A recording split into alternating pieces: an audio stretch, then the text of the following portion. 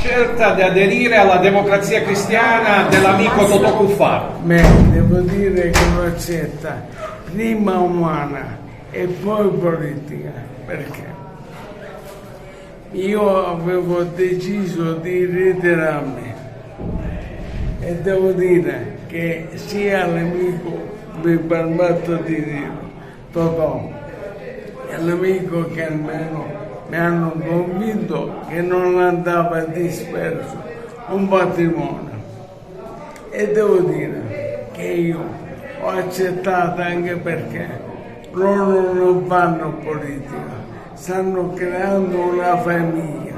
Ed è vero perché io ho ricevuto, da quando la notizia è diventata pubblica, ho ricevuto solo attestazioni di stima e condivisione della scelta, sia da parte di amici che già erano dentro la Democrazia Cristiana, sia degli amici di fuori. E questo la dice lunga, perché di solito quando tu arrivi in un partito si irrigidiscono, invece io ho trovato braccia aperte e cuore aperto, ma non solo da parte degli amici, ma da parte di una comunità.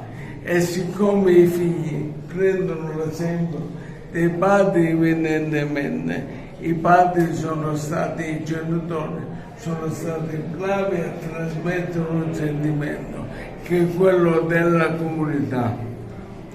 Prima gli interessi collettivi e poi gli interessi individuali. Questa è la fondamenta della mia scelta e qua penso di aver trovato quello che da tempo cercavo. Presidente Mullara alla Democrazia Cristiana, non soltanto un patrimonio da non disperdere. Ma il patrimonio politico ed elettorale di Carmelo è un patrimonio straordinario che non si disperde, perché lui è il riferimento e lo rimane dentro un partito di valori come il nostro. La Democrazia Cristiana è un partito di valori, è un partito che vuol fare della politica una scelta di stare vicino alle persone che hanno bisogno, una scelta di tenere in piedi alcune presenze valoriali che troppo spesso, a partire da quello umano, vengono trascurate. Ed oggi per me la cosa più importante, a prescindere da tutto il resto, è sapere che avremo un percorso comune davanti insieme a una persona a cui voglio bene, a un amico, col quale faremo tante battaglie ancora. E credo che sia la scelta, per quel che mi riguarda, più importante. C'è un nuovo colpo in vista, onorevole Cuffaro? Questo è il colpo più importante, tutto il resto saranno altre cose che metteremo insieme, che serviranno a far diventare la Democrazia Cristiana sempre più una grande famiglia, dove la gente sa che se vuole venire è ben accolta, perché il nostro è un partito libero, aperto, plurale e democratico. Da noi si viene perché si crede in qualcosa ed in qualcuno, e la vita ha valore solo se si crede in qualcuno ed in qualcosa. Onorevole Pace, nell'annunciare l'arrivo di Carmelo Mullara alla DC avete detto: questa è casa tua. Ma non soltanto questa è casa di Carmelo Mullara. Io poco fa abbiamo finito con il segretario nazionale una riunione con i giovani, preannunciando questa conferenza stampa ai giovani hanno detto, lo dico alla stampa: dopo il 26 settembre, giorno in cui sono stato proclamato, forse questo qua è il giorno più bello per me.